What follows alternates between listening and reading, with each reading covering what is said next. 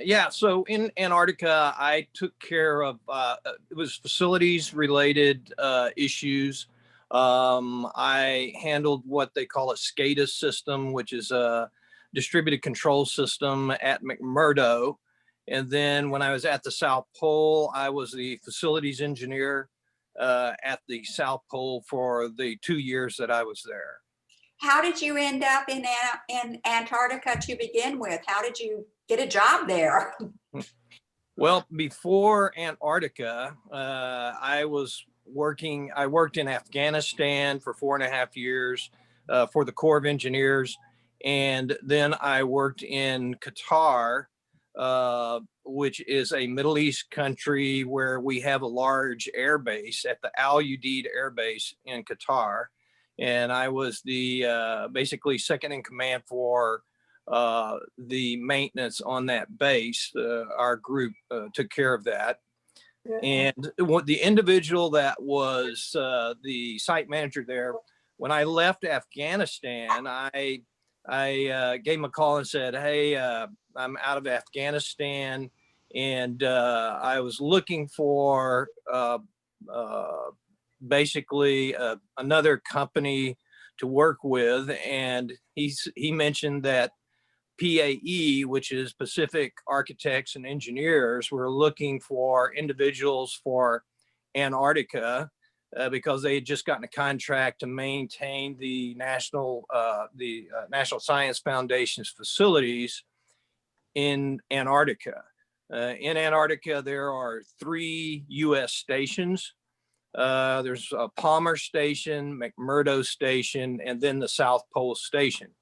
I've worked in 2 of those 3 facilities. I worked at McMurdo Station and the South Pole Station. So I came about working down there through this individual that recommended the fact that PAE was looking for some people for their Antarctic contract that they had just acquired. And so that's how I ended up down there. I used to always tell people that you were in charge of the heating and air conditioning systems. That was one. Yeah, that was one of the systems. And of course, it's when you're in anywhere from -20 to -107, which at the South Pole, I saw temperatures of -107 Fahrenheit.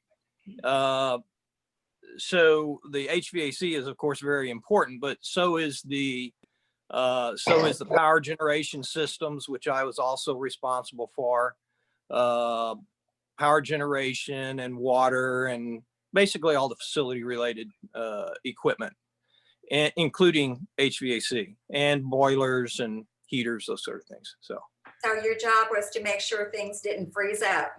Absolutely. Yeah, we got in one situation while I was at the South Pole. We had 3 1-megawatt generators that where we would generate our own power there at the South Pole. And one of the generators was down for maintenance. The generator that was in lead blew a fuse. And so it went down hard. We didn't know at that time what the problem was, but it would not come back on at all. And the third generator, which was our backup, it wouldn't close to the bus. So at that point, we were at risk of freezing the station. They came and got me. I had to go down to the station and I manually closed the generator to the bus in order to get it back online and get our power back. But at the South Pole, we get our heat off of the waste heat generated by the generator, and we use that for both melting the water that we drink out of the ice and then also heating the station overall. So those are the kind of things that I was doing down there. Now, Ray, you mentioned that you were at the South Pole. Did you get one of those Explorer numbers? So there is an Explorer group. I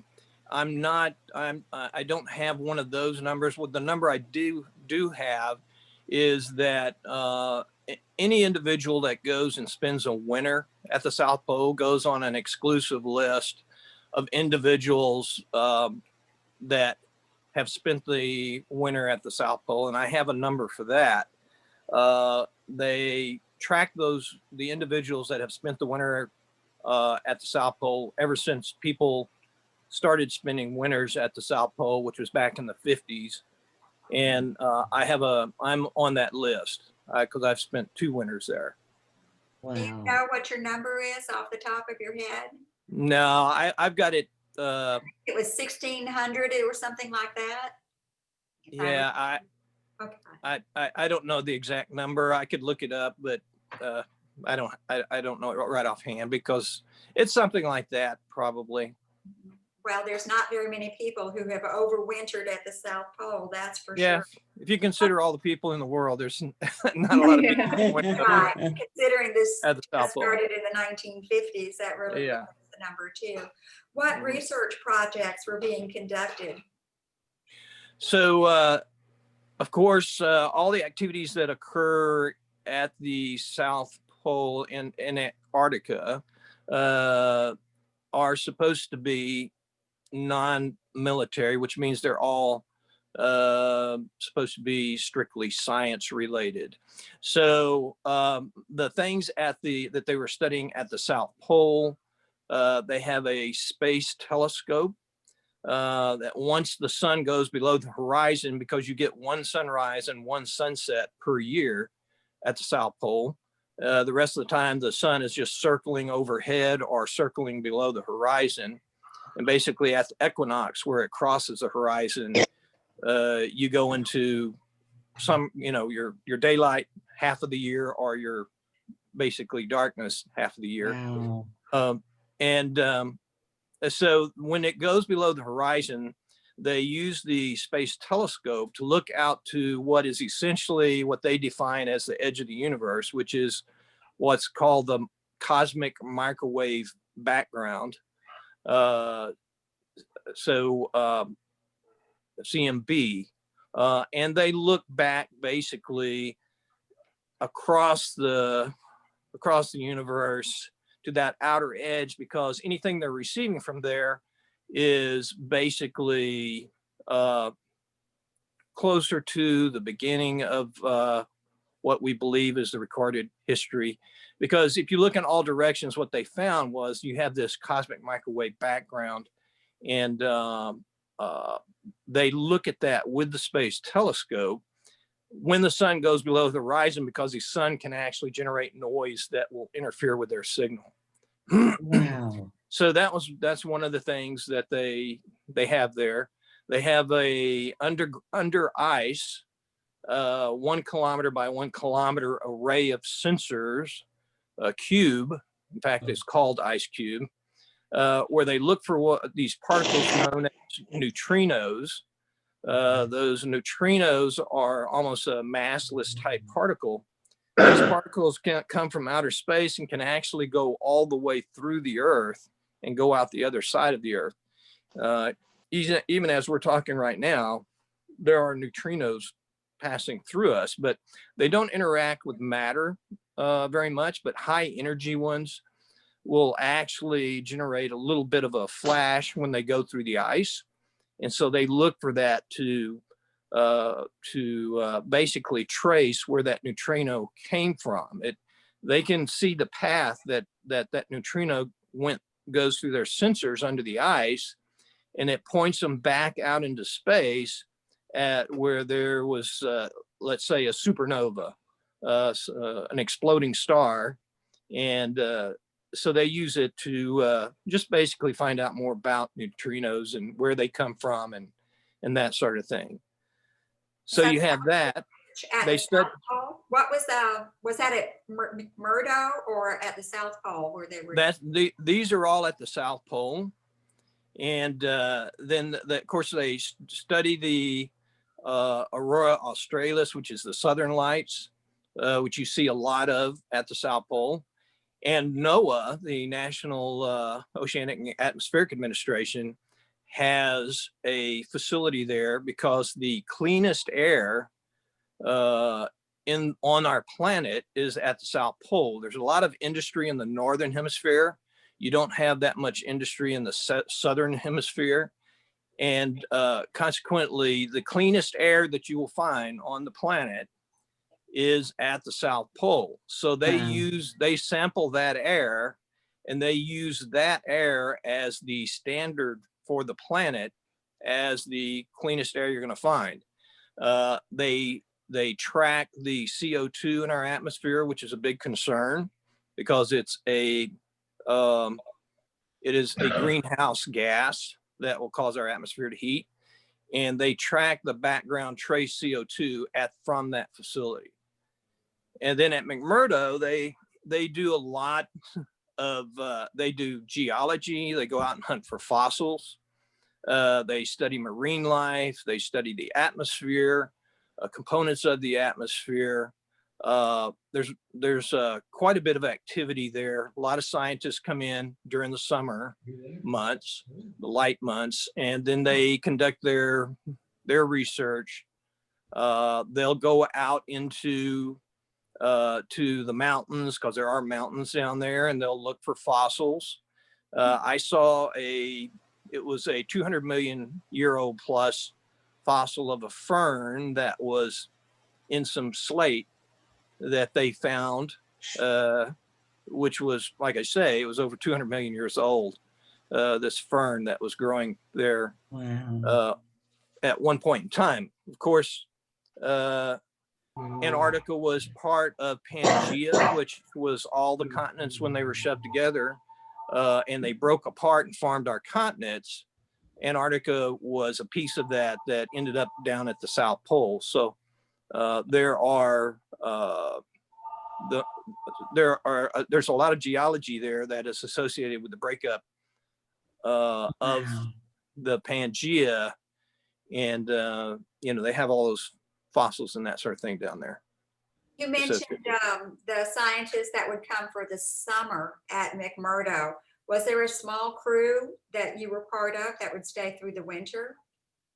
So during the winter, they still do atmospheric studies and those sort of things down at McMurdo, but a lot of the science is curtailed.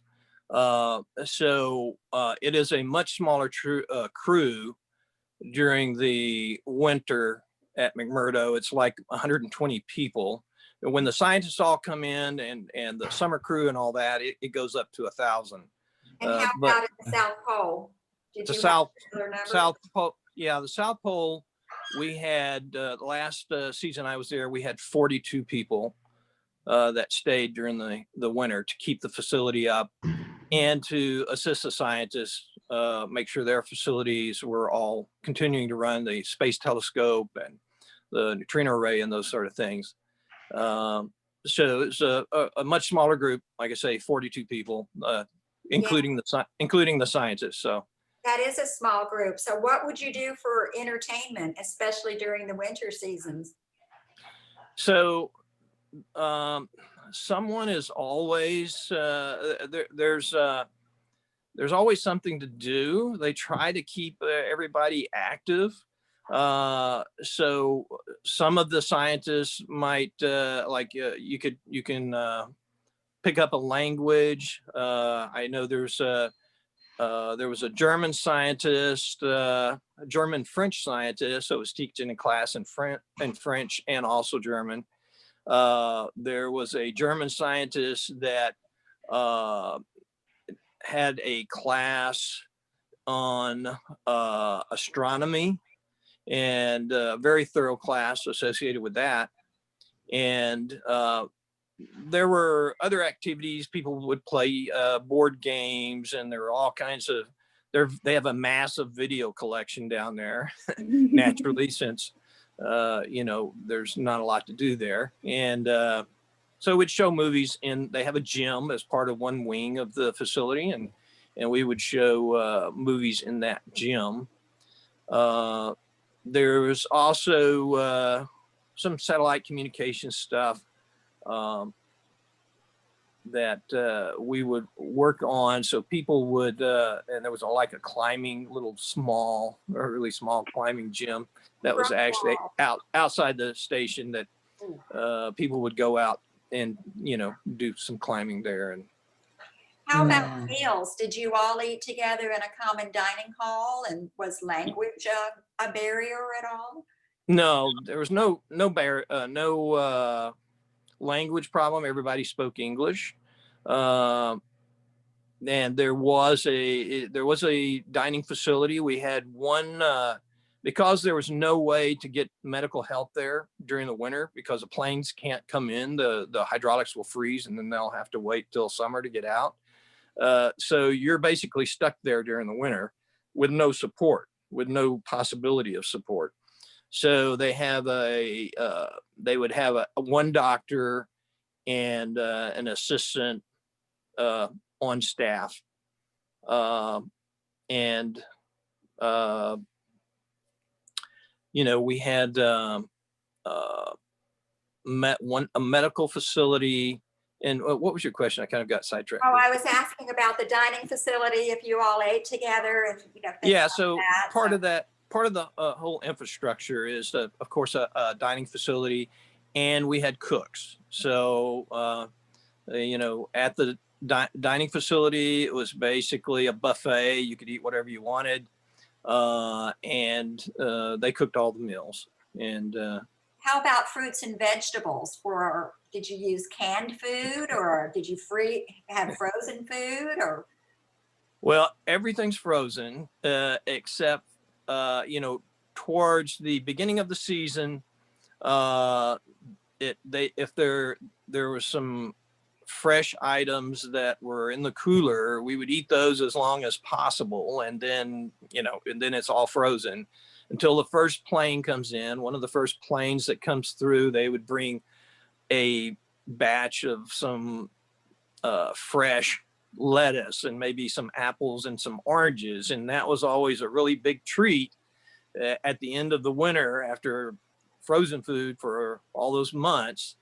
That first batch of actual fresh supplies was always a big treat, to have an orange or a salad, or something like that. Well, speaking of salad, I believe at one time no seed could be brought in to Antarctica, but now are they growing tomatoes and bell peppers hydroponically?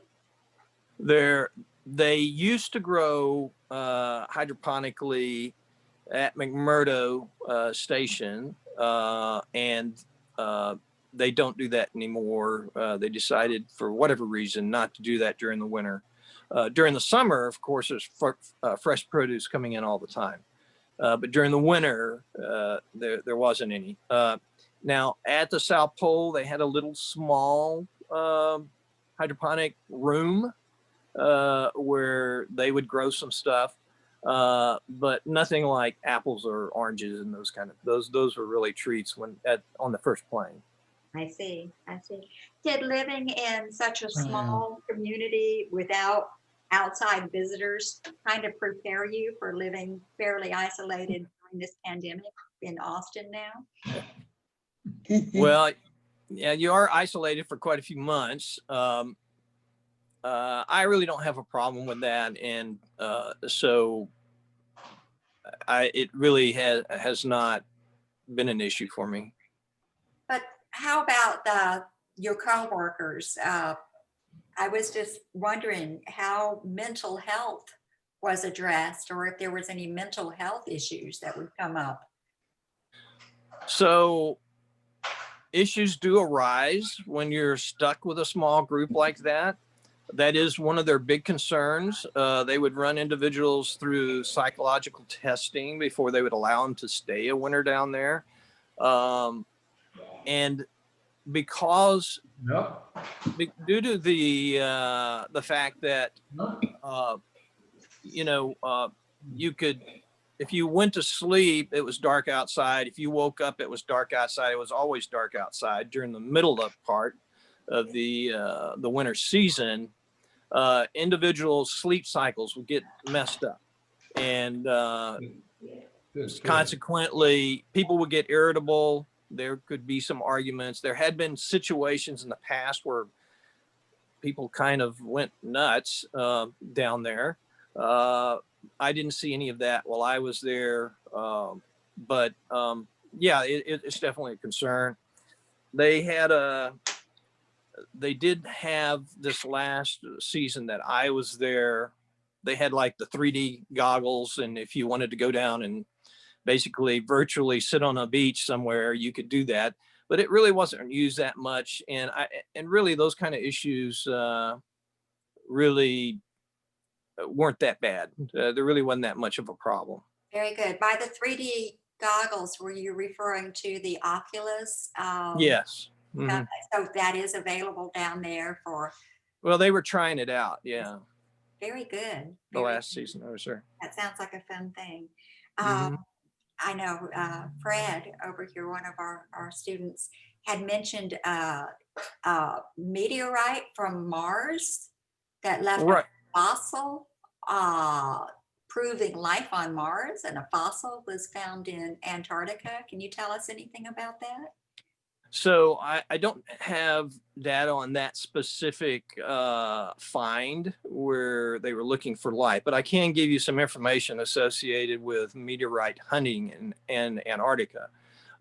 Every summer season, astronauts will come down. I've met several astronauts that come down during the winter, and they go out on the ice and they look for meteorites, because if you go out on the ice and you find a rock laying on top of the ice, it has to be a meteorite, because there's no other way for it to be there.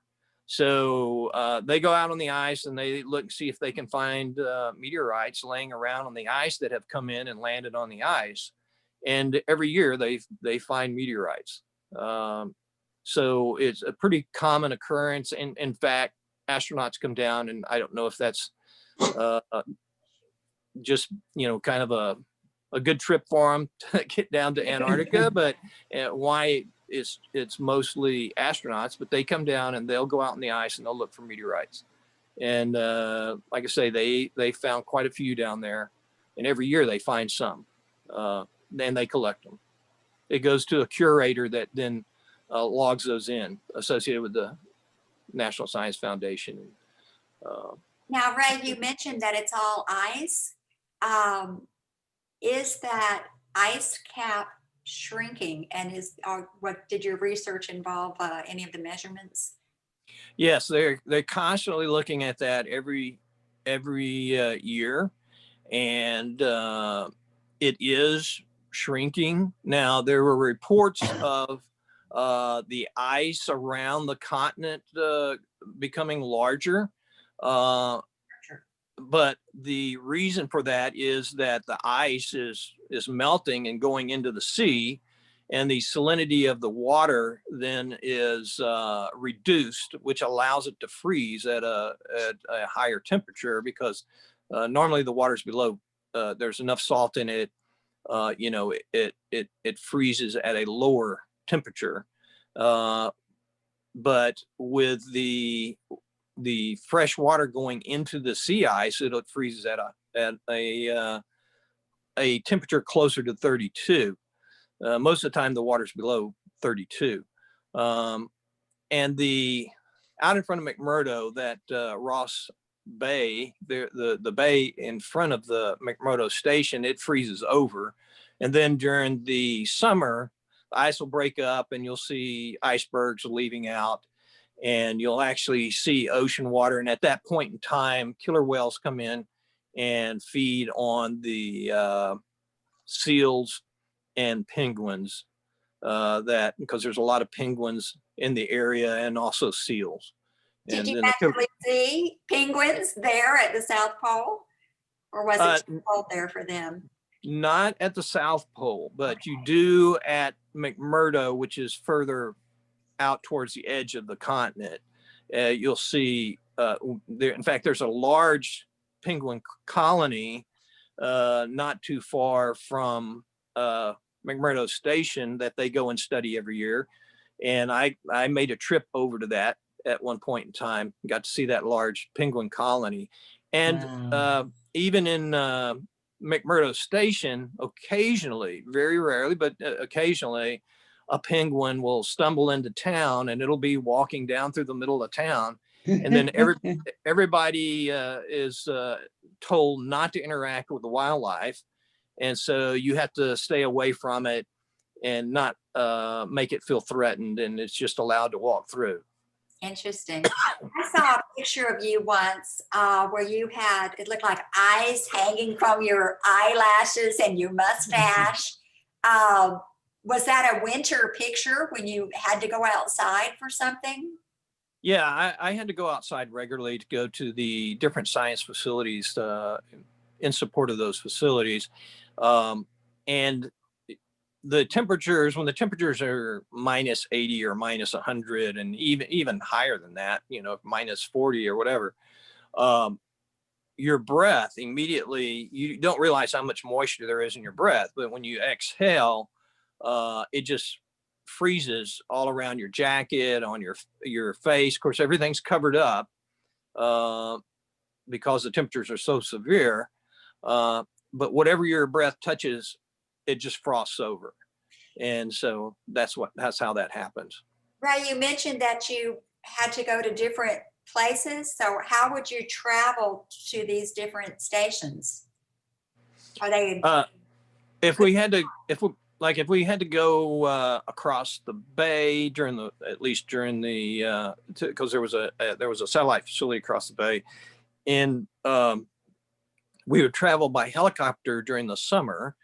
And during the summer is also when the crews changed out at the South Pole Station, we would fly via C-130s over to the South Pole Station. But during the winter time, it was all by foot. If you need to go over to a facility, you bundled up, you had multiple layers, you had goose down jackets on, multiple gloves with small heating pads in the gloves and in your boots. He had a special boot that wouldn't fall apart on you because when you're out walking around, because if your shoe separated while you're walking out in that, you'd probably lose a foot. So they would give us the proper protective clothing, and we would walk out to, say, the Space Telescope or one of the other facilities there.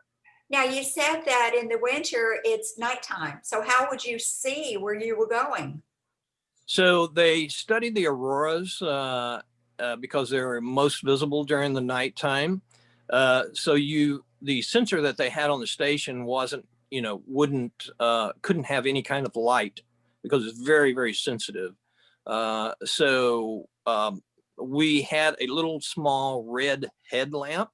We were allowed a red headlamp when walking outside, and that was your light to get from facility to facility, was this little red headlamp. I was imagining that there would be rope walkways or something to hold on to or something like that. So in McMurdo Station, there weren't rope walkways at the South Pole, and that made it a little more hazardous, especially when the weather gets bad. In McMurdo Station, because you can get what they call whiteout condition, in which case you can't see somebody that's 6 feet ahead of you. And if you get out in that sort of conditions, then you can get lost. And if you wander away from the station, the South Pole Station, or even at McMurdo, although the risk is a little bit lower at McMurdo, but at South Pole Station, if you wander off and the conditions are bad, and they can't find you, you would freeze. But at McMurdo Station, anytime they knew the weather was going to get really bad, they would string rope between the buildings, because they had the dorms were in separate buildings from the main building where the food and everything was. And when they knew that the conditions were going to get bad, they would string out ropes so that if you had to move between the buildings, that you would actually go into lockdown if it became a whiteout. But if you were in let's say a dorm, and it caught fire and you needed to get out of it, you had to be able to have a way to get over to the main building or get to one of the other buildings. And so they would string out ropes. So if that condition occurred, you would have a way to get to one of the other buildings. Well, Ray, I certainly thank you for joining us this morning. It's been very interesting, but we are out of time. But let me say, welcome back to Texas.